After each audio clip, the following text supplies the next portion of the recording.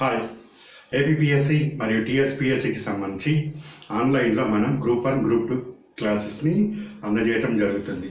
ఈ క్లాసెస్ మీరు మీ వర్క్ చేసుకుంటూ ఎప్పుడు ఖాళీ ఉంటే అప్పుడు చూసుకోవచ్చు.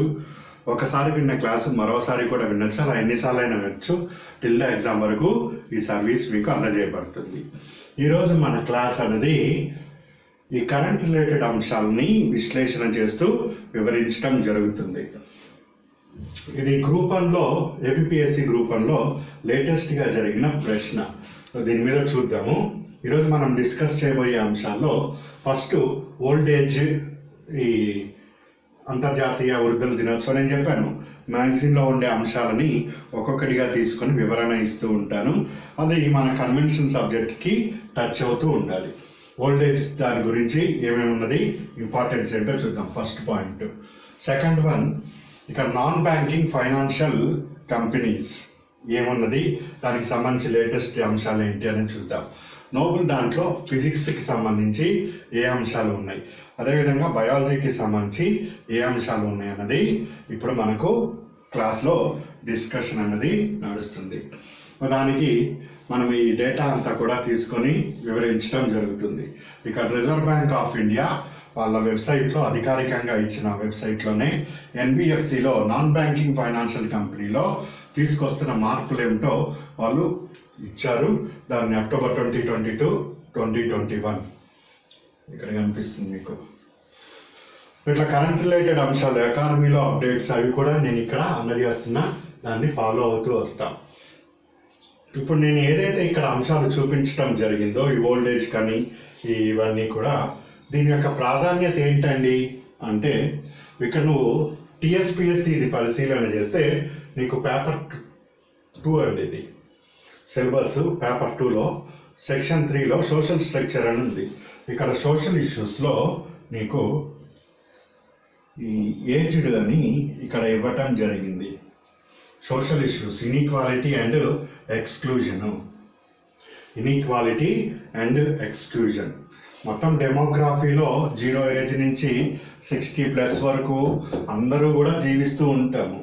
సో ఇక్కడ ఈ 60+ వాళ్ళన్నది ఎక్స్క్లూజన్, అంటే సమాజంలో వాళ్ళకి దక్కాల్సిన గౌరవము కానీ లేకపోతే హక్కులు కానీ దక్కటం లేదు అన్నది కాన్సెప్ట్ ఇక్కడ సోషల్ ఇష్యూస్లో. సో ఈ సోషల్ ఇష్యూస్కి మనం ఈరోజు కరెంట్ దానికి ఏ విధంగా లింక్ ఉంటుందో అట్లా స్టడీ చేస్తూ పోవాలి. నువ్వు ఇక్కడ పోటీ పరీక్ష రాయటానికి ఉన్నావు అన్న విషయాన్ని మర్చిపోవద్దు. సో సిలబస్లో ప్రతిదీ కూడా ఏదైతే నీకు సబ్జెక్ట్ రిలేటెడ్గా టచ్ అవుతుందో, కరెంట్ రిలేటెడ్గా, దాన్ని ఆ విధంగా అనుసంధానం చేసుకుంటూ ఉండాలి. సో ఆ కారణంగానే ఇక్కడ నేను ఈ అక్టోబర్ సిరీస్ని అనాలిసిస్ చేస్తే, అక్టోబర్ 1 వృద్ధుల దినోత్సవం, దీనికి సంబంధించి ఎట్లా ప్రశ్న రావచ్చు, టీఎస్పీఎస్సి సోషాలజీకి సంబంధించినది వివరణ ఇస్తాను. టీఎస్పీఎస్సి గ్రూప్ 2కి ఇంపార్టెంట్, గ్రూప్ 3కి కూడా ఇంపార్టెంట్, గ్రూప్ 1కి మెయిన్స్లో కూడా important. First point. Second point, ఇక్కడ మనం పరిశీలన చేస్తే ఈ గ్రూప్ 1 మెయిన్స్లో ప్రశ్నపత్రం అండి, హెచ్సిఏపై చేసిన కృషి. హెచ్సిఏపై చేసిన కృషి గాను 3 శాస్త్రవేత్తలు మెడిసిన్, ఫిజియాలజీ అండ్ మెడిసిన్ విభాగంలో 2020 నోబెల్ బహుమతి లభించింది. ఈ వైరస్ మరియు దానివల్ల సంభవించే వ్యాధి గురించి మీకు ఏమి తెలుసు, వ్యాధికి ఏదైనా టీకా అందుబాటులో ఉందా? ఒక ప్రశ్న నోబెల్ ప్రైజెస్ మీద ఇవ్వటం జరిగింది. Nobel prize clear, Nobel prize ఈ రంగంలో వచ్చింది, ఈ రంగంలో నోబెల్ ప్రైజ్ మీద వచ్చింది. ఈ ప్రశ్నకి అప్పుడు సరిగ్గా స్టడీ చేసి ఆన్సర్ రాసి ఉంటే 10కి కనీసము 6 + R 1 7 వచ్చే అవకాశం ఉంది. ఇక్కడ ఒక ప్రశ్న అనేది నీకు కనిపించింది చూడు. ఇంకొకటి ఇదేంత, క్వశ్చన్ నెంబర్ 15. అదేవిధంగా ఇవన్నీ తెలుసుకోవాలి. నువ్వు చదువుతున్నది ఎందుకో అది నీకు తెలవకుండా నువ్వు చదువుకోకు, అయోమయంగా ఉంటుంది. ఇక్కడే నీకు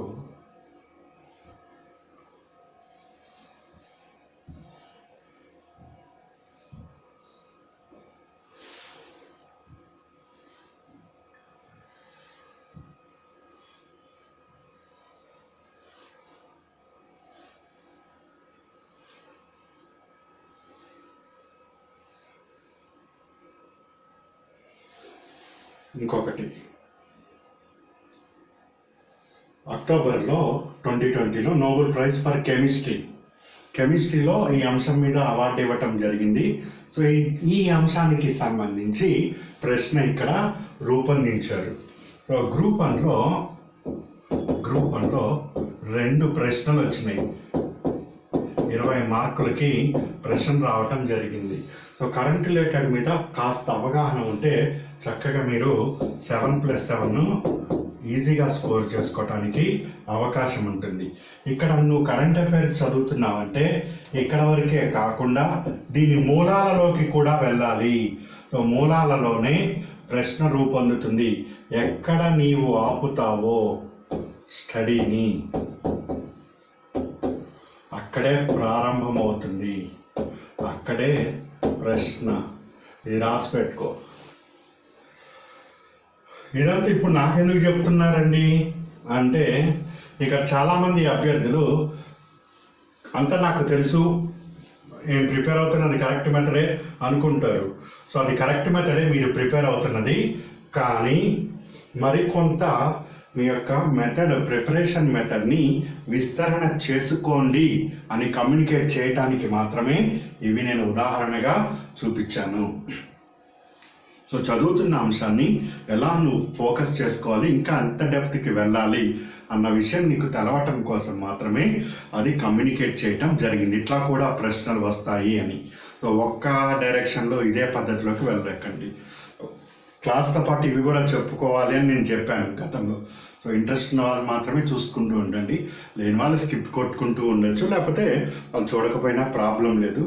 సీరియస్గా ప్రిపేర్ అవుతున్నా ఎవరైనా అభ్యర్థులు కరెంట్ రిలేటెడ్గా నీకు ఏదైనా ఒక అంశం అని తెలిస్తే దాని మూలాల్లో ఎలా ప్రశ్నలు రావచ్చు అన్నది గమనించు. ఉదాహరణకి మనం ఈ దినోత్సవాల గురించి తెలియజేసుకుంటూ వచ్చాను. ఇక్కడ అంతర్జాతీయ వృద్ధుల దినోత్సవం అనేది జరుగుతూ వచ్చింది.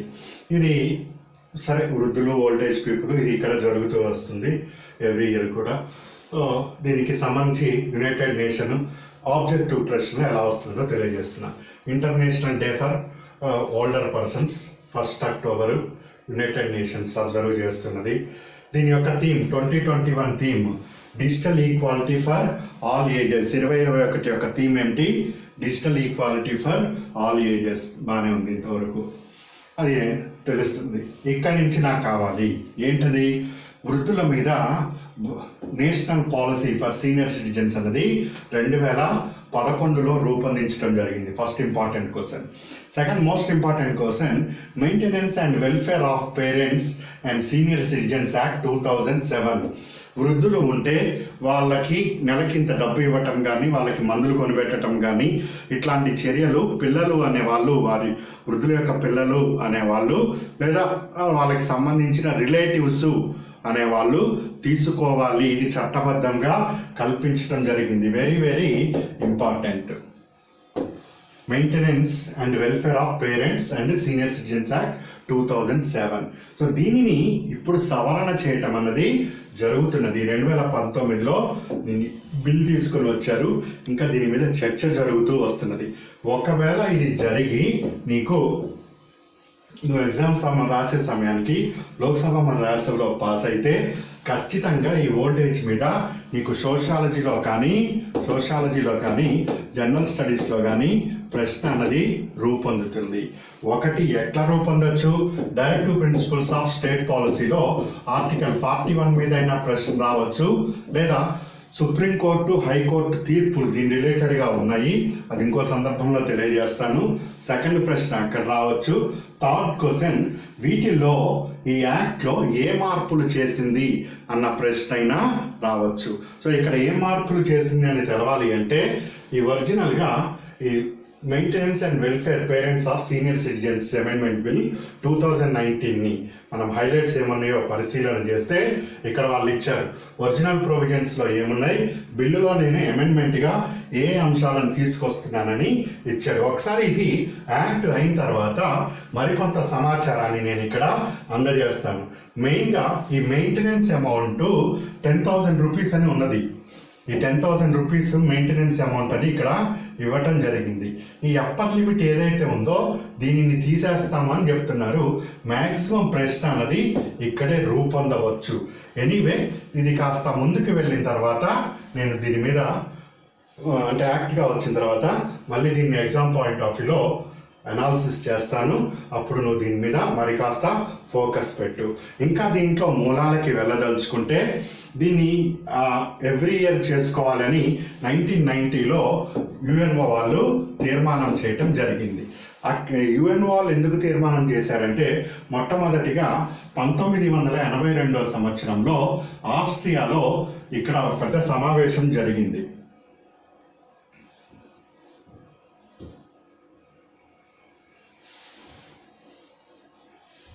ఇది ఆస్ట్రియా రాజధాని వియన్నా. ప్రపంచంలో మొట్టమొదటిసారిగా ఈ first world assembly on ageing అంటే 60 ఏళ్ళు దాటి వృద్ధులు అవుతున్న వాళ్ళ మీద ప్రపంచవ్యాప్తంగా ఫస్ట్ అసెంబ్లీ అనేది 1992 ఆస్ట్రియా, ఇప్పుడు నేను చూపించాను, ఆస్ట్రియాలో వియన్నాలో జరిగింది. సెకండ్ వరల్డ్ అసెంబ్లీ 2002లో స్పెయిన్ క్యాపిటల్ మాడ్రిడ్లో జరగటం జరిగింది. ఈ రెండు కూడా ఇంపార్టెంట్. ఇక్కడ ఉన్నదండి సెకండ్ది, ఇది సెకండ్ది. దీనికి నాకు ఎగ్జామ్కి ఏం సంబంధం? ఇది ఫస్ట్ది వియన్నా, సెకండ్ది మాడ్రిడ్. నువ్వు ఎగ్జామ్ రాయటానికి వెళ్ళే లోపల మూడో అసెంబ్లీ ఒకవేళ జరిగే అవకాశాలు ఉన్నాయి.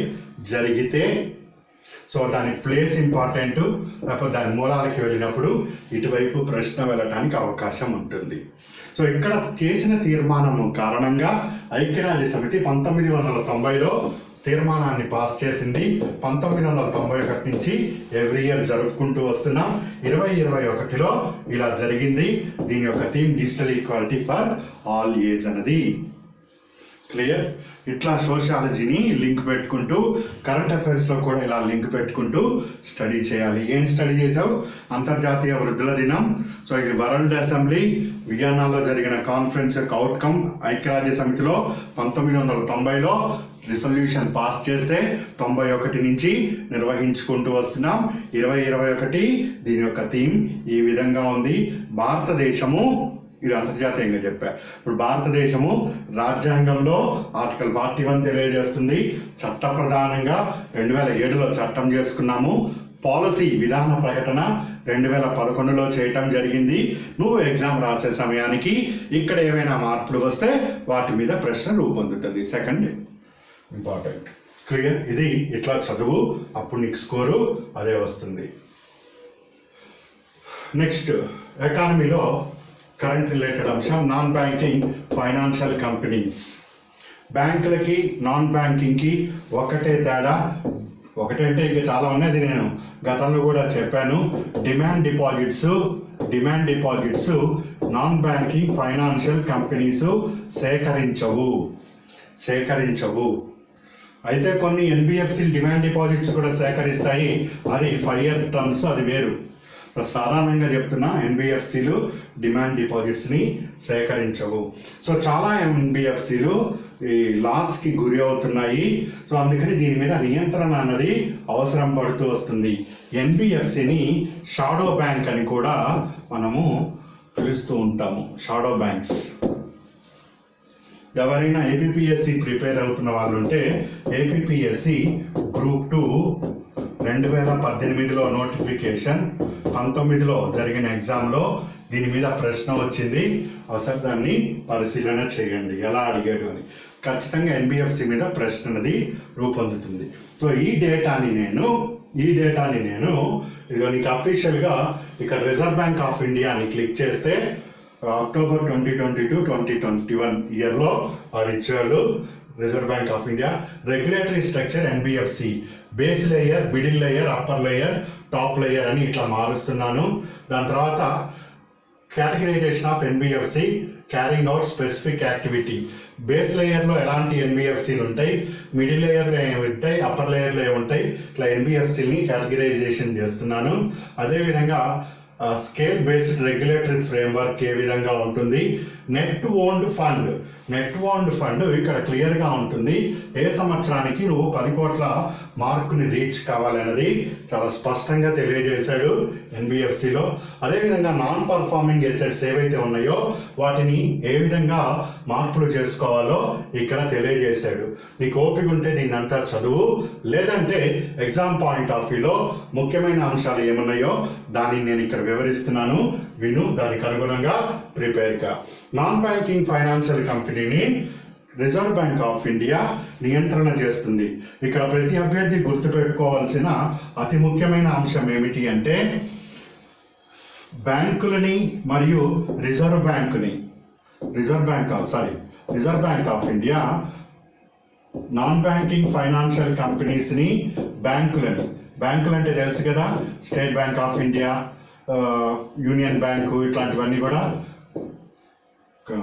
కమర్షియల్ బ్యాంక్స్, గవర్నమెంట్వి, హెచ్డిఎఫ్సి ఇవన్నీ కూడా ప్రైవేట్ బ్యాంకుల మీద రిజర్వ్ బ్యాంక్ ఆఫ్ ఇండియా నియంత్రణ బ్యాంకింగ్ రెగ్యులేటింగ్ యాక్ట్ 1949 ద్వారా నియంత్రణ అన్నది జరుగుతుంది. ఎన్బిఎఫ్సిల మీద నియంత్రణ అన్నది reserve bank of India act 1934 ద్వారా నాన్ బ్యాంకింగ్ ఫైనాన్షియల్ కంపెనీస్ మీద జరుగుతాయి. నాన్ బ్యాంకింగ్ ఫైనాన్షియల్ కంపెనీస్ మీద నియంత్రణ ఆర్బీఐ పాక్షికంగా, కొంత నియంత్రణ అనేది ఆర్బీఐ కూడా రెగ్యులేటరీ కలిగి ఉంటుంది. సో బ్యాంకుల మీద ఇక్కడ చాలా చాలా ఇంపార్టెంట్. బ్యాంకుల మీద, ఎన్బిఎఫ్సిల మీద రిజర్వ్ బ్యాంక్ ఆఫ్ ఇండియా ఒకే చట్టముతోటి నియంత్రణ కలిగి ఉండదు. బ్యాంకుల మీద నియంత్రణకి బ్యాంకింగ్ రెగ్యులేటింగ్ యాక్ట్ 1949 ద్వారా, ఎన్బిఎఫ్సిల మీద నియంత్రణకి reserve bank of India act 1934 ద్వారా నియంత్రణ చేస్తుంది. ఇప్పుడు నేను ఏదైతే నీకు ఇక్కడ క్లాస్ చెప్తున్నానో ఇది అంతా కూడా అమల్లోకి 1 అక్టోబర్ 2022. ఇది నువ్వు ఈరోజు 6 నవంబర్ 2021 అనుకుంటావు.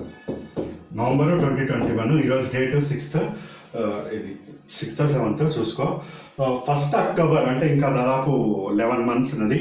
11 months అక్టోబర్ 22 నుంచి అమల్లోకి వస్తుంది. ఎందుకు? ఈ చట్టాన్ని పార్లమెంటు సవరించి ఇదిగో నాన్ బ్యాంకింగ్ ఫైనాన్షియల్ కంపెనీ నీకు రిజర్వ్ బ్యాంక్ ఆఫ్ ఇండియా చట్టాన్ని సవరించాను, ఇప్పుడు రిజర్వ్ బ్యాంక్ ఆఫ్ ఇండియా ఇట్లా నిన్ను ఆర్గనైజ్ చేస్తుంది, ఇట్లాని ఆర్బీఐ యాక్ట్ 1934ని సవరించాలి. సవరించిన తర్వాత ఎలాంటి స్ట్రక్చర్ వస్తుందో ఆర్బీఐ ముందే చెప్పింది. ఇగో ఇక్కడ చెప్పింది, ఇదంతా చూసుకో. ఎలాంటి స్ట్రక్చర్ వస్తుందో ఇప్పుడు విను. సో 4 లేయర్ సిస్టమ్ని, టైర్ కాదు, 4 లేయర్ సిస్టమ్ని తీసుకొని వస్తాను. Bottom line, middle layer, upper layer and top layer. So కింద నుంచి పైకి పోతున్న కొద్దీ నియంత్రణ టైట్గా చేసేస్తూ ఉంటాను. ఈ బాటంలో ఏవైతే ఎన్బిఎఫ్సిలు ఉంటాయో వీటి మీద చూసి చూడనట్టు వదిలేస్తాను. పోనీలే మన కొడుకేగా 10 రూపాయలు తీసుకొని తింటే తిన్నాడులే అన్నట్టుగా వదిలేస్తాను. ఇక్కడికి వెళ్తే, సెకండ్ లేయర్కి వెళ్తే, అబ్బో వీడు వయసులోకి వచ్చాడు, ఇప్పుడు వీడు 10 రూపాయలు తీసాడంటే ఏదో చెప్పకుండా తీసాడంటే ఏదో పని చేయటానికే, దొంగ పని, తప్పుడు పని, వీడి మీద కాస్త కంట్రోల్ ఉంచాలి. అరే ఎందుకురా 10 రూపాయలు తీసావని ఇట్లా అడగటము, అవసరమైతే ఒకటి తగిలించటము చేస్తాను. కొంచెం నియంత్రణ పెరిగింది. థర్డ్ లేయర్ ఉంటుంది. సో థర్డ్ లేయరు, ఒరే వెధవా తల దించుకొని వెళ్తే అక్కడికి వెళ్తే మళ్ళీ అదే విధంగా రా. ఇప్పుడు ఆడపిల్లల మీద ఇవన్నీ జరుగుతున్నాయంటే అక్కడ చేస్తున్నది మగపిల్లలు. ఫస్ట్ వీని కంట్రోల్లో పెట్టుకోవాలి మనం. సో చెడు అలవాట్లు, వీడి అలవాటు పడబట్టి అక్కడ బయట సమాజంలో దుష్పరిణామాలు ఏర్పడుతున్నాయి. సో ఇక్కడ మనం కంట్రోల్ ఫుల్ టైట్ చేసేస్తాం. సో అరే వెధవా ఇట్లా చేయకురా అని గట్టిగా చేస్తాం. అట్లా ఎన్బిఎఫ్సిని ఇంకా టైట్ కంట్రోల్ని తీసుకురావటం జరుగుతుంది రిజర్వ్ బ్యాంక్ ఆఫ్ ఇండియా. ఎలాంటి టైట్ కంట్రోల్? ఇగో నువ్వు ఇంత క్యాపిటల్ రిక్వైర్డ్ ఉండాలి, నువ్వు వీటికి మాత్రమే రుణం ఇవ్వాలి, నువ్వు రుణం ఇచ్చేటప్పుడు ఇవన్నీ పరిశీలన చేయాలి, ఇగో నీకు ఇంత ఈ నెట్ క్యాపిటల్ని టైర్ 1లో దాచుకో, టైర్ 2లో దాచుకో. టైర్ అంటే సైకిల్ టైర్ కాదు, వాళ్ళ బేసిల్ నామ్స్ ఉంటాయి, అట్లా దాచుకోమని చెప్తూ ఉంటాలి. క్యాపిటల్ ఎడిక్వసీ రేషియో ప్రకారం. ఇట్లా టైట్ కంట్రోల్ మూడో దాని దగ్గర పెంచుకుంటూ వస్తారు. ఫోర్త్ది ప్రస్తుతము ఎంటీగా ఉంచింది రిజర్వ్ బ్యాంక్ ఆఫ్ ఇండియా. ఎలాంటి ఎన్బిఎఫ్సిలు వస్తాయో ఇక్కడ తెలియజేయలేదు. సో ఫస్ట్ పాయింట్ నువ్వు గుర్తుపెట్టుకునేది ఏంటి, ఎన్బిఎఫ్సిని 4 లేయర్లుగా విభజన చేస్తుంది. విభజన చేసి నియంత్రణ చేస్తుంది. ఎందుకు నియంత్రణ అర్థమైంది నీకు ఇప్పుడు. నియంత్రణ చేస్తుంది first point. Second point non performing assets.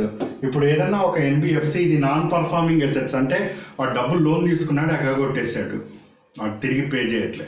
అలాంటి నాన్ పర్ఫార్మింగ్ ఎసెట్స్కి 180 days అనేది ఇప్పుడు లెక్క నడుస్తున్నది. సో చిన్నగా March 31st, 2026 నాటికి 90 days కల్లా నాన్ పర్ఫార్మింగ్ ఎసెట్స్ని కౌంటింగ్ని తీసుకురా. ఇది బేస్ లేయర్లో. మిగిలినవన్నీ కూడా అదేవిధంగా కొనసాగుతుందని ఇక్కడ అర్థము.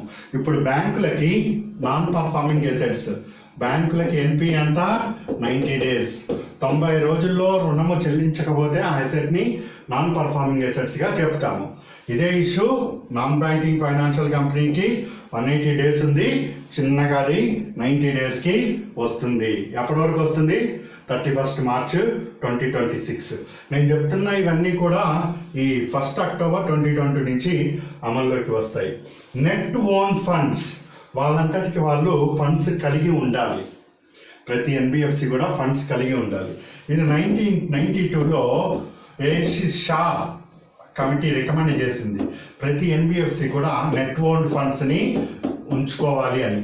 అప్పుడు 1997లో ఆర్బీఐ యాక్ట్ 1934కి సవరణలు చేశారు. 1934కి సవరణలు చేసి ప్రతి ఎన్బిఎఫ్సి కూడా నెట్ ఓన్డ్ ఫండ్స్ని కనీసంగా 2 కోట్లు ఉంచుకోవాలని చెప్పారు. ఆ 2 కోట్లు నెట్ ఓన్డ్ ఫండ్ సింపుల్గా పెరుగుతూ 10 కోట్లకి తీసుకొని వెళ్ళాలి by the end of 31st March 2027 నాటికి. ఇవంతా కూడా ఇక్కడ నీకు కనిపిస్తున్నది. ఇక్కడ ఉన్న అంశాలని నేను సింప్లిఫై చేసి నీకు అందించడం జరిగింది. నీకు ఓపిక ఉంటే థియరీగా చదువుకో, లేదా చెప్పింది విని ఎగ్జామ్లో రాసుకో. ఇక్కడ ప్రశ్నలు అనేది రూపొందుతాయి. ఇది ఎన్బిఎఫ్సిలో రెగ్యులేటరీ నియంత్రణకి సంబంధించిన అంశము. ఇది కాకుండా ఎన్బిఎఫ్సికి బ్యాంకుల స్థాయి ఇవ్వటం కూడా జరుగుతుంది. అది ఇంపార్టెంట్. దాన్ని వేరే క్లాస్లో నవంబర్లో జరిగిన అంశము. దాన్ని నేను మళ్ళీ ఇంకో సందర్భంలో చెప్తా. ఇక నియంత్రణ గురించి నీకు అన్ని పాయింట్లు ప్రస్తుతానికైతే క్లియర్. ఏంటి 4 లేయర్ ఎప్పటి నుంచి వస్తున్నది? 1st October 2022. ఎన్పిఏకి ఎన్ని రోజులకి తగ్గించుకోవాలి? 90 days. నెట్ ఓన్డ్ ఫండ్కి పరిస్థితి ఏంటి? 2 నుంచి 10 కోట్లకి. ఎన్బిఎఫ్సి మీద నియంత్రణ ఎవరు? ఆర్బీఐ. ఆర్బీఐ ఏ చట్టం ప్రకారం నియంత్రణ చేస్తుంది? 1934, 49, ఇంకోట ఆన్సర్ 34 ప్రకారం నియంత్రణ. బ్యాంకుల మీద నియంత్రణ 1949 ప్రకారం. Yes clear? ఇది ఎన్బిఎఫ్సిలకి సంబంధించి ఎకానమీలో చాలా చాలా important update and important changes structural change అవుతుంది. ఇక్కడి నుంచి ఫాలో అవ్వండి, నీకు ఇంపార్టెంట్. నెక్స్ట్ నోబెల్ ప్రైజ్లో ఫిజిక్స్ అండ్ మెడిసిన్ గురించి ఇప్పుడు పరిశీలన చేద్దాం. ఇక్కడ సింపుల్గా నువ్వు గుర్తుపెట్టుకోవచ్చు. ఈ మనాబే ముగ్గురికి వచ్చాడు నోబెల్ ప్రైజ్. మనాబే యుఎస్ఏ అతను, హ్యాసెల్మ్యాన్ జర్మనీ అతను, పార్సీ చివరి పదాలు చెప్తున్నా ఇటలీ. యుఎస్ఏ, జర్మనీ, ఇటలీ వీళ్ళ ముగ్గురికి నోబెల్ ప్రైజ్ రావటం జరిగింది ఫిజిక్స్లో. దేనికి ఇచ్చారు అంటే వీళ్ళు ఫిజికల్లో కాంప్లికేటెడ్ సిస్టమ్ని చాలా సింప్లిఫై చేశారు. ఒక మాటలో చెప్పాలి ఈజీగా నాకు అర్థమయ్యేటట్టు. అంటే వీళ్ళు ఎప్పటి నుంచో వర్క్ చేస్తూ ఉన్నారు, ఇప్పటికి వీళ్ళకి నోబెల్ ప్రైజ్ అనేది దక్కింది. మనాబే ఏం చెప్పాడంటే, ఇగో మనకు వాతావరణంలో కార్బన్ డైఆక్సైడ్ పెరుగుతూ ఉంటే భూమి పైపొర వేడెక్కుతూ ఉంటుంది అని చెప్పాడు 1960. ఈ విషయం నీకు తెలుసు, నాకు తెలుసు. నాకు నోబెల్ ప్రైజ్ ఎందుకు ఇవ్వరు? పోనీ ఎగ్జామినర్కి కూడా తెలుసు, ఆయనకు కూడా ఎందుకు ఇవ్వరు అంటే ఇది మనం ఇప్పుడు చెప్తున్నాం. ఈయన 1960 నుంచి దీని మీద ప్రయోగాలు చేసుకుంటూ వచ్చారు. ఇక్కడ మనం చెప్తున్న విషయాలు నీకు తెలుసు, నాకు తెలుసు, ఎగ్జామినర్కి తెలుసు, మన దగ్గర ఉండే ప్రొఫెసర్స్కి తెలుసు. మన దగ్గర ఉన్న ప్రొఫెసర్స్కి కానీ, యూపీఎస్సీ క్వశ్చన్ పేపర్ చేస్తున్న వాళ్ళకి కానీ, public service commission question paper చేస్తున్న వాళ్ళకి కానీ నోబెల్ ప్రైజులు రావట్లేదంటే అక్కడ వాళ్ళు చెప్పిందే మనం, అమెరికాలో వాళ్ళు చెప్పిందే ఇక్కడ మనం చదువుకుంటున్నామని అర్థము. ఏం చెప్పారంటే ఇది చెప్తున్నారు, ఇది కరెక్ట్గా వినాలి. ఇక్కడ మెయిన్స్ క్వశ్చన్ కూడా వస్తుంది. మెయిన్స్ క్వశ్చన్ వెళ్తే దీన్ని క్లైమేట్ ఏ విధంగా కార్బన్ డైఆక్సైడ్ పొర అన్నది ఈ భూమి యొక్క వాతావరణంని హీట్ చేయటం జరుగుతుంది, సర్ఫేస్ టెంపరేచర్ని వివరించండి అన్న కోణంలో ఇట్లా అడుగుతాడు. ఇప్పుడు నేను నీకు మెయిన్స్ క్వశ్చన్స్ అని చూపించాను. దానికి కారణం ఏంటంటే ఇట్లా ఇక్కడ తీసుకొని అటు ప్రశ్న రూపొందుతుంది అని చెప్పటానికి. మరి మనాబే ఏం చెప్పాడంటే ఇగో కార్బన్ డైఆక్సైడ్ పెరుగుతూ వచ్చిందనుకో, నువ్వు థర్మల్ విద్యుత్ తయారు చేయాలండి. ఏం చేస్తాం? బొగ్గు వేస్తాం. బొగ్గు వేస్తే ఏమొస్తుంది? బయటికి పొగ వస్తుంది. ఆ పొగే carbon dioxide. So more and more carbon dioxide వస్తున్నా కొద్దీ నీకు భూమి వేడెక్కుతుంది అని చెప్పాడు. అది ఎట్లా వేడెక్కుతుంది భూమి అంటే, సూర్యుడు ఉన్నాడు ఇక్కడ, సూర్యుడి నుంచి నీకు ఇన్కమింగ్ సోలార్ రేడియేషన్ అనేది వస్తుంది. ఇదంతా కూడా భూమి. సో ఇన్కమింగ్ సోలార్ రేడియేషన్ అన్నది నీకు షార్ట్ వేవ్ ఫామ్లో వస్తూ ఉంటుంది. సో షార్ట్ వేవ్ భూమిని తగిలిన తర్వాత లాంగ్ వేవ్గా మారుతుంది. షార్ట్ వేవ్లో ఎనర్జీ ఎక్కువ ఉంటుంది, ఎనర్జీ బాగా వస్తుంది, తీసుకొని వచ్చింది, భూమిని తగిలింది. సో ఈ భూమిని తగిలి మళ్ళీ మొత్తం కొద్ది ఏమో భూమి మీద ఉంటుంది, కొంత ఏమో మళ్ళీ పైకి వెళ్తుంది కదా. ఇలా లాంగ్ వేవ్ రూపంలో వెళ్తుంది. ఎనర్జీ తక్కువగా ఉంటే లాంగ్ వేవ్, ఎనర్జీ ఎక్కువగా ఉంటే షార్ట్ వేవ్. ఎనర్జీ తక్కువగా ఉందనుకో ఆ వేవ్లో, అది లాంగ్ వేవ్. ఎనర్జీ ఎక్కువగా ఉందనుకో అది షార్ట్ వేవ్. సో సూర్యుడి నుంచి వచ్చేది షార్ట్ వేవ్. భూమిని చల్లగానే ఉంటుంది కదా, భూమిని తగిలి అది దాని వేడి కోల్పోతుంది భూమి మీద కొద్దిగా, చల్లబడిపోయింది కదా, అప్పుడు లాంగ్ వేవ్ రూపంలో వెళ్తుంది. ఇది ఇంపార్టెంట్, అందుకే చెప్తున్నాను నీకు, అడిగాడు ఎగ్జామ్లో. లాంగ్ వేవ్ రూపంలో పైకి వెళ్తుంది. సో పైకి వెళ్తున్నప్పుడు ఇప్పుడు చిమ్నీలో నుంచి కార్బన్ డైఆక్సైడ్ ఇవన్నీ కూడా ఇలా వెళ్ళిపోయి ఇక్కడ పరమాణువులు అణువుల రూపంలో ఇట్లా పేరుకుపోయింది కదా. ఈ వేవ్ ఇలా పైకి వచ్చినప్పుడు ఇది అబ్జర్వ్ చేసి మళ్ళీ వెనక్కి అన్నది కొద్దిగా రిఫ్లెక్ట్ చేస్తూ వస్తుంది వేడిని. అలా వెనక్కి రిఫ్లెక్ట్ చేయటం వలన అబ్జర్వ్ చేసి ఇక్కడ భూమి మీద వేడి పెరుగుతూ వస్తుంది. ఇది వాతావరణంలో కార్బన్ డైఆక్సైడ్ పెరుగుతూ ఉంటే భూమి ఎందుకు వేడెక్కుతుందయ్యా అంటే, లాంగ్ వేవ్ వస్తూ ఉంటే లాంగ్ వేవ్ని ఆకలేస్తే మా ఎట్ట తింటుందో రాక్షసి, అట్లా కార్బన్ డైఆక్సైడ్ లాంగ్ వేవ్ని మింగేసి కొంత మళ్ళీ బయటికి పంపేసి ఇక్కడ ఉండేటట్టు, ఇక్కడే ఆ వేడి తిరిగేటట్టు చేస్తుంది. అందుకే వాతావరణ ఉష్ణోగ్రత పెరుగుతూ వస్తుంది. ఇంకా నీకు ఒక పాయింట్ ఐడియా వస్తుంది. మరి సూర్యుడి నుంచి వస్తున్నప్పుడు దాన్ని అక్కడే పట్టేసుకొని తినేయచ్చు కదా. కార్బన్ డైఆక్సైడ్ అంటే ఇక్కడ ఉన్నది కార్బన్ డైఆక్సైడ్, ఇట్లా పైనుంచి వస్తున్నప్పుడు ఇక్కడ ఫిల్టర్ చేయొచ్చు కదా సూర్యుడి వేవ్ని. అంటే షార్ట్ వేవ్ బాగా ఎనర్జీ మీద ఉంటుంది, ఒక్క పంచ్ ఇచ్చేస్తుంది కార్బన్ డైఆక్సైడ్కి, అది ఎలో చేస్తుంది, లోపలికి వస్తుంది. బలం లేని లాంగ్ వేవ్ వెళ్ళి తగిలి మళ్ళీ కిందకే వస్తుంది. బలం లేదు, ఎంతసార్లు కొట్టినా కిందకే వస్తూ ఉంటుంది. ఇదే ఫండా, ఇదే ఆయన నీట్గా చెప్పాడు. ఇప్పుడు అర్థమైందా కార్బన్ డైఆక్సైడ్ పెరుగుతూ ఉంటే ఎట్లా ప్రభావం చూపుతుందని? ఇగో ఇక్కడ రాశాడు. Increased levels of carbon dioxide lead to higher temperature in lower atmosphere, while the upper atmosphere gets colder. Manape thus confirmed that the variation in temperature is due to increasing levels of carbon dioxide. ఆయన ఇట్లా ప్రయోగం చేశాడు. ఈ blue అన్నది parts per million, ppm అంటే parts per million. Blue colour 150 ఉన్నప్పుడు ఏ విధంగా ఉన్నది, 300 ఏ విధంగా ఉంది, 600 ఏ విధంగా ఉందో గ్రాఫికల్గా చూపించాడు. 600 ఉన్నప్పుడు ఇక్కడ చూడు టెంపరేచర్ బాగా పెరుగుతూ వచ్చింది. అదే కార్బన్ డైఆక్సైడ్ లేదనుకో, CO2 వాతావరణంలో CO2 లేదనుకో, చల్లగా అయిపోతుందండి ప్లానెట్ అంతా, మన భూమి అంతా చాలా చల్లగా అయిపోతుంది. అది కూడా డేంజరే, బతకలేము, మొక్కలు బతకవు, చచ్చిపోతాయి అందరికీ మళ్ళీ అది. సో ఒక లెవెల్ మెయింటైన్ అవుతూనే ఉండాలి. సో మరీ తగ్గిపోతే మైనస్లోకి వెళ్తుంది టెంపరేచరు, మరీ ఎక్కువైపోతే 2 డిగ్రీ సెంటీగ్రేడ్స్ ఇప్పుడున్న దానికన్నా 2 డిగ్రీస్ దాటిపోతుంది. 2 డిగ్రీస్ కన్నా వేడి బాగా వెళ్తే క్లైమేట్ ఇంపాక్ట్ ఏంటో నీకు తెలుసు, చాలా సందర్భాల్లో చెప్పాము. ఇది ఇక్కడ మనాబే అని ఆయన చెప్పాడు. ఇది ఇన్కమింగ్ సోలార్ రేడియేషన్ కొంత పైకి వెళ్తుంది, కొంత మళ్ళీ వెనక్కి వస్తుంది. ఇది అక్కడ మెకానిజం, ఒకసారి నువ్వు చూడొచ్చు. ఇదే నేను చెప్పిందంతా కూడా. ఇక టెంపరేచర్ బాగా తగ్గితే 2.8 డిగ్రీస్, ఇవి బాగా పెరిగితే ఇది CO2 అటు ఇటు బంధం ఉంటుంది కార్బన్ డైఆక్సైడ్కి. ఇది మనాబే చెప్పాడు. మరి హ్యాసెల్మ్యాన్ జర్మనీ అతను ఏం చెప్పాడండి? జర్మనీ అతను కూడా ఏదో ఒకటి చెప్పాడు. ఇతను అయిపోయింది కదా, తీసేస్తున్నా, మళ్ళీ కావాలంటే వెనక్కి తిప్పుకొని నువ్వు చూసుకో. హ్యాసెల్మ్యాన్ ఏం చెప్పాడంటే క్లైమేట్ చేంజ్ అన్నది మనుషుల కార్యకలాపాల వలన బాగా పెరుగుతున్నదని చెప్పాడు. మనుషుల కార్యకలాపాలు కాకపోతే ఇంకేం కార్యకలాపాలు నిర్వహిస్తాయి మన పిచ్చి కాకపోతే? దీన్ని finger prints in the climate change అంటారు, identifying finger prints in climate change. ఇక్కడ బ్లూ లైన్ కనిపిస్తున్నది నీకు.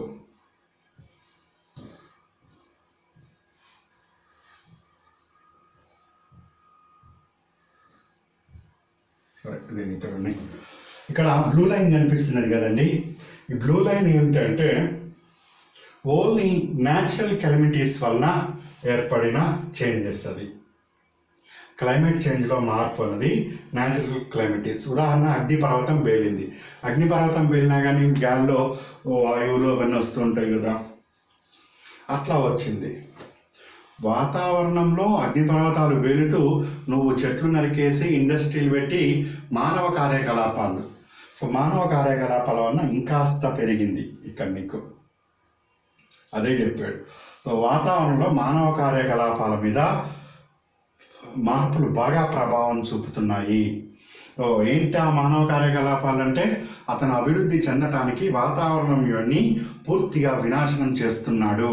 చెట్లు నరకటం కానీ, ఇంకోటి కానీ, కార్బన్ డైఆక్సైడ్ పంపించటం కానీ, గ్రీన్ హౌస్ ఎఫెక్ట్ కానీ, ఇంకోటి చేస్తున్నాడు. దానివలన మనకు భవిష్యత్తులో ముప్పు వాటిల్లుతున్నది అని హ్యాసెల్మ్యాన్ తెలియజేశాడు. ఈ విషయం కూడా నీకు తెలుసు, నాకు తెలుసు, ఎగ్జామినర్కి తెలుసు, మళ్ళీ ఎందుకు చెప్పలేకపోయాం అంటే ఈయన కొన్ని మోడల్స్ డెవలప్మెంట్ చేశాడు క్లైమేట్ మీద. సో అది ఇప్పుడు రీసెర్చ్ చేస్తున్న వాళ్ళకి చాలా ఉపయోగకరంగా ఉంటుంది. సో ఆ కారణం చేత ఈయనకి నోబెల్ ప్రైజ్ ఇచ్చింది. ఈ నోబెల్ ప్రైజ్ ఇచ్చింది సింపుల్ ఇష్యూసే కదా, అన్నీ తెలిసిందే అంటే ఇది మామూలుగా మీకు మనము కమ్యూనికేట్ చేసి జనరల్ స్టడీస్ పాయింట్లో వీళ్ళు చాలా పెద్ద ప్రొఫెసర్స్, మామూలు విషయం కాదు, మామూలుగా అందుబాటులోకి రారు. భారతదేశంలో 120 కోట్ల మంది జనాభా ఉంది. ఇంటర్నేషనల్ స్థాయిలో ఇన్స్టిట్యూషన్స్, ఐఐటీలు కానీ, ఐఐఎంలు కానీ ఇన్ని పెట్టుకొని, పిహెచ్డీలు, డాక్టరేట్స్ పెట్టుకొని, ఫిజిక్స్లో ఎంతమందికి నోబెల్ ప్రైజ్ వచ్చిందండి ఈరోజు? మెడిసిన్లో ఎంతమందికి నోబెల్ ప్రైజ్ వచ్చిందండి? కెమిస్ట్రీలో ఎంతమంది నోబెల్ ప్రైజ్ వచ్చిందండి?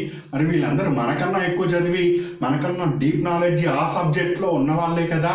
అంటే ఇక్కడ వీళ్ళు ఏం చెప్తున్నారో థీరమ్స్ అవే డెవలప్ చేస్తున్నాము, అవే మనం చదువుతున్నాం, డెవలప్ చేయట్లే. అందుకని మనము దీంతో కంపారిజన్ అని చేయకూడదు. ఇక్కడ మనకు తెలిసింది మైక్రోలో మైక్రో లెవెల్. ఎగ్జామ్కి ఎట్లా ఉపయోగించుకోవాలి అంటే క్లైమేట్ చేంజ్కి మానవాళి యొక్క ప్రభావం ఏ విధంగా ఉంటుందని మనకి ఎగ్జామ్లో ప్రశ్న వస్తుంది కాబట్టి దీన్ని ఇక్కడ మనం కొటేట్ చేసుకుందాం. దీన్ని పట్టుకొని మనం జనరల్ స్టడీస్లోకి వెళ్దాం.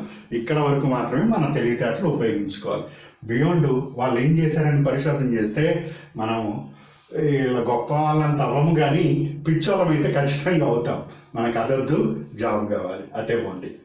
మూడో ఆయన ఫిజికల్ అండ్ మ్యాథమెటికల్ మోడల్. ఈరోజు ఆల్జీబ్రా ఎందుకు వాడుతున్నామో తెలియదు, ఇంటిగ్రిటీ అంటే ఏమిటో, ఇంటిగ్రేషన్స్ అంటే ఏమిటో తెలియదు, మ్యాట్రిక్స్ అంటే ఏంటో తెలియదు చాలామందికి, సైన్స్ మ్యాథ్స్ గ్రూప్స్ నుంచి వచ్చిన వాళ్ళు కాకుండా.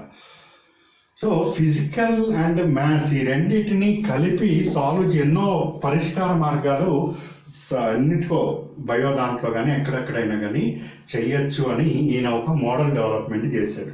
అది క్లైమేట్కి కూడా అప్లై చేయటం జరిగింది. అట్లా ఈ సైన్స్ అన్నది మానవ అభివృద్ధికి నోబెల్ ప్రైజ్ యొక్క ముఖ్య ఉద్దేశం ఒక్కటే గుర్తుపెట్టుకో మెయిన్స్లో రాస్తున్నప్పుడు, మానవ అభివృద్ధికి మానవాళి అభివృద్ధికి. ఆ లైన్ మాత్రం, ఆ పదం మాత్రం ఉండాలి.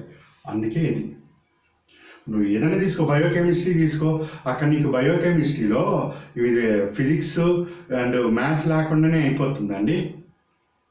సో ఖచ్చితంగా లెక్క కట్టాలి కదా. రక్తంలో ఎంత శాతం అంటే రావాలి కదా అక్కడ. అదే ఇక్కడ ఫిజిక్స్ అండ్ మ్యాథ్స్ లేకుండా ఉండదు అనేది వీళ్ళ యొక్క సారాంశం. ఇది ఫిజిక్స్కి సంబంధించింది. నువ్వేం గుర్తుపెట్టుకుంటావు? ఏబిసిడి పాయింట్లో ఎవరికి వచ్చింది ఫస్ట్ పాయింట్, సెకండ్ ఏం చెప్పారు సెకండ్ పాయింట్, చాలు. మెయిన్స్ పాయింట్లో క్లైమేట్, గ్రీన్ హౌస్ ఎఫెక్ట్ ఒక ప్రశ్న, మానవ కార్యకలాపాలు సెకండ్ పాయింట్. ఇది బయాలజీ, మెడిసిన్లో వచ్చిందండి. డేవిడ్ జూలియస్ అండ్ ఆర్టిన్ పాటాఫౌంటైన్ వీళ్ళిద్దరికీ రావటం జరిగింది. చాలా గొప్ప విషయాలు కనుక్కున్నారు. TRP1 అండ్ PIE ZO2 ఇక్కడ నీకు కనిపిస్తుంది. మెకానికల్ అంశము సింపుల్, మన లాంగ్వేజ్లో మనకి ఎగ్జామ్ పాయింట్ ఆఫ్ వ్యూలో ఏం ఉపయోగపడుతుంది. నీకు కణము అంటే ఏంటో తెలుసు. ఈ కణము ఒక 5-6 కణాలు, అన్ని కణాల గుత్తి కలిసి టిష్యూ అంటాం, కణాల గుత్తి. సో కణాల గుత్తి ద్వారా అంగము అనేది ఏర్పడుతుంది. అది వేలు అవ్వచ్చు, చెయ్యి అవ్వచ్చు, ఇంకోటి అవ్వచ్చు. అంగము, అంగాలన్నీ కలిసి శరీర నిర్మాణం అనేది జరుగుతుంది. సో శరీరంలో ఒక్కొక్క అంగం అనేది ఒక్కొక్క చోట దాని పని అది నిర్వహిస్తూ వస్తుంది. సో ఇక్కడ బాటం నుంచి, నీ అరికాల నుంచి తల జుట్టు వరకు ప్రతిదీ కూడా నర్వస్ సిస్టమ్ తోటి కనెక్ట్ అవుతుంది. న్యూరో తోటి, నరాలతోటి కనెక్ట్ అవుతూ ఉంటాయి. సో ఈ నరాల్లో ఇక్కడ కమ్యూనికేషన్ అనేది నీకు వెన్నుముకకి అంది, అక్కడి నుంచి మెదడుకి చేరి మెదడు ద్వారా ప్రతిచర్యలు అనేది నిర్వహిస్తూ ఉంటాం. యాక్సిడెంట్లో వాడికి నడుమిరిగింది అంటాడు. నడుమిరిగితే వాడు ఇంతే, ఆ చైర్ మీద కూర్చొని అంతే చూస్తూ ఉండాలి. అంటే వాడికి ఎలాంటి స్పందన అనేది ఉండదు. నవ్వడు, ఏడవడు, గట్టిగా వాత పెట్టినా స్పర్శ ఉండదు, ఏమీ ఉండదు. అది ఎందుకు ఉండదు? ఆ స్పర్శని తీసుకొని వెళ్ళి ఇదిగో ఇది నిప్పు, ఇది కారము అని మెదడుకి చెప్తే మెదడు అన్నది స్పందిస్తుంది. ఇప్పుడు ఈ డేవిడ్ జూలియస్ అనే ఆయన ఏం చెప్పాడంటే, ఈ హాట్, కోల్డ్, ఇవన్నిటినీ నువ్వు శరీరము సెన్స్ ఫీల్ అవుతుంది అని చెప్పాడు. మిర్చి ఉంది, ఇది ఈయనిచ్చిందే. సో మిర్చిలో ఈ క్యాప్సియన్ గ్లాండ్స్, ఈ గ్లాండ్ ఏదైతే కనిపిస్తుందో ఈ గ్లాండ్ అనేది నీ శరీరంకి టచ్ అవుతుంది. టచ్ అయిన తర్వాత ఇక్కడ న్యూరో నర్వ్ ఉంటాయి. దాదాపు మనకు ఈ 100 కోట్ల పైన ఈ న్యూరో సిస్టమ్ అన్నది ఉంటుంది అని శాస్త్రవేత్తలు తెలియజేస్తున్నారు. ఇది ఈ అయాన్కి లోపల శరీరంలో ఇక్కడ టచ్ అయిన తర్వాత ఇన్ఫర్మేషన్, ఇక్కడ చూడు, ఈ అయాన్ సెల్, ఈ అయాన్ ఛానల్ అని ఒకటి ఉంటుందండి శరీరంలో. ఈ న్యూరో దగ్గర అయాన్ ఛానల్ అని ఉంటుంది. అది సాధారణంగా క్లోజ్ అయి ఉంటుంది, ఇట్లా మూసుకొని ఉంటుంది. అది ఎప్పుడైతే ఈ మిర్చి వచ్చి తగిలిందో మంట అనుకొని చెయ్యి ఊపుతూ ఉంటాం కదా. అయితే ఒక నిప్పు, క్యాండిల్ వెలిగించా, నిప్పుని పట్టుకో, కాలుతుంది, నిప్పు దగ్గరికి తీసుకురా, చెయ్యి వెనక్కి తీసేస్తూ ఉంటాం. ఎందుకు తీస్తాం? నిప్పు వస్తే ఇది కాలుతుంది చెయ్యి అని ఆ భయానికి వెనక్కి చెయ్యి అన్నది తీస్తూ ఉంటాం. సో అదే ఇక్కడ ఈయన ఏం చెప్పాడంటే, ఈ అయాన్ ఛానల్ అని ఇక్కడ ఉంటుంది న్యూరో దగ్గర. అది సాధారణంగా క్లోజ్ అయి ఉంటుంది. ఒక్కసారి నిప్పు నీ దగ్గరికి వచ్చిన తర్వాత నీ శరీరం మీద స్పర్శ అనేది ఏర్పడుతూ వస్తుంది. దాంతో ఈ అయాన్ ఛానల్ అనేది ఓపెన్ అయ్యి ఇక్కడ రిసిపియేటర్ అనేది ఉంటుంది. అది దాన్ని తీసుకొని ఈ అయాన్స్ రూపంలో న్యూరో మెమరెన్స్ ద్వారా లోపలికి వెళ్ళి, అవుట్ సైడ్ నుంచి లోపలికి వెళ్ళి ఇన్సైడ్కి వచ్చి అక్కడి నుంచి మెదడుకి చేర్చి, మెదడు ద్వారా ఇదిగో నిప్పు వచ్చింది, నువ్వు చేయి జరుపు అని తెలియజేస్తుంది అని ఈయన తెలియజేశాడు. ఈ విషయం మళ్ళీ తెలుసు కదా, మళ్ళీ కొత్తగా చెప్పేది ఏంటి? నీకు తెలిసింది వేరు, వీళ్ళు కష్టపడి నేర్చుకున్నది వేరు, వీళ్ళు చెప్పాలదలుచుకున్న ఇంకా ఇన్డెప్త్ అనాలిసిస్ ఇంకా చాలా ఉంటుంది. అది మనము చెప్పలేము, వాళ్ళే సాక్షాత్తు రావాలి. వాళ్ళు చెప్పిన మనకు కూడా అర్థం కాదు. ఇందులో డాక్టరేట్స్ చేసి తలబండిన పితామహులు ఉంటారే, వాళ్ళకి మాత్రమే వీళ్ళు అర్థమవుతారు. మరి అంత పెద్దది ఇక్కడ మనం డిస్కషన్ ఎందుకంటే దీన్ని ఆధారం చేసుకొని ఇంకా ఫ్యూచర్లో ఈ బయో కానీ ఈ మెడికల్ కానీ వీటి మీద ఇంకా ప్రయోగాలు అన్నది విప్లవాత్మకంగా జరిగే అవకాశాలు ఉంటాయి. సో ఎందుకు చాలామంది కోమాలోకి వెళ్తారు? ఎందుకు వెళ్ళారు? సో అంటే ఖచ్చితంగా ఏదో సెల్ అన్నది అక్కడ వాళ్ళకి ఫంక్షన్ కావట్లే. ఈ మెడిసిన్ ఇవ్వటం వలన కోమాలోకి వెళ్ళిన వాడిని బయటికి తేవచ్చు కదా అని వాళ్ళ పరిశోధన అట్లా చేసుకోవటానికి అవకాశం ఉంటుంది. వైద్య రంగంలో మరియు మెడిసిన్ రంగంలో విప్లవాత్మకమైన మార్పులకి ఈ ఛానల్స్ అనేది ఉపయోగపడతాయి. అదే చెప్పాను, నోబెల్ బహుమతి అభివృద్ధికి, మానవ అభివృద్ధికి కాంట్రిబ్యూట్ చేయాలి. ఫస్ట్ పాయింట్ ఇది క్లియర్. TRP1 అనే దాన్ని వీళ్ళు ఇట్లా ఓపెన్ అవుతుంది, క్లోజ్ అవుతుందని తెలుసుకున్నాడు. ఈయన మెకానికల్ ఫోర్స్, ఇప్పుడు నేనున్నాను, మా నాన్నగారు వచ్చారు, ఇట్లా నన్ను ఆలింగనం గట్టి వాటేసుకున్నారు. ఆ ప్రేమ అద్భుతంగా మనం ఫీల్ అవుతాం. ఆహా, తండ్రి వాటేసుకుంటే చక్కగా. సో ఆయన నన్ను ఇట్లా దగ్గరికి తీసుకుని వాటేసుకున్నారు. మా అమ్మ వచ్చింది, మా అమ్మ నన్ను గట్టిగా వాటేసుకున్నది. అబ్బా, హాయిగా ఫీల్ అవుతాం అమ్మ ప్రేమని. అదంతా నాకు ఎట్లా తెలుస్తున్నది? ఇక్కడ ఈ PIEZO అనే ఈ ఒక రిసెప్టర్ ఏదైతే ఉంటుందో మెకానికల్గా నా మీద కాస్త శరీరం మీద అది ఒత్తిడి పడి న్యూరోసెల్ ఇదిగో ఇట్లా నీకు దీని మీద ఒత్తిడి పడింది, దీని నుంచి ఇలా కమ్యూనికేషన్ అయింది, దీనికి ఇలా ప్రతిస్పందించు నువ్వు అని నా మైండ్ చెప్తుంది. అట్లా నేను అవుతాను. క్లియర్? ఇప్పుడు నచ్చని వాళ్ళు ఎవరో గట్టిగా వాడేస్తున్నారు, దూరం పోరా అని గట్టిగా నెట్టేస్తాం. ఏంటిది? అదొక చర్య. వేరే అమ్మని కానీ నాన్నని కానీ పిల్లని వారిని కానీ చిన్న పాపని కానీ దగ్గరికి ఎత్తుకుంటే అదొక అనుభూతి, ఆ ఫీల్, ఆ సెన్స్ ఒక రకంగా ఫీల్ అవుతుంది.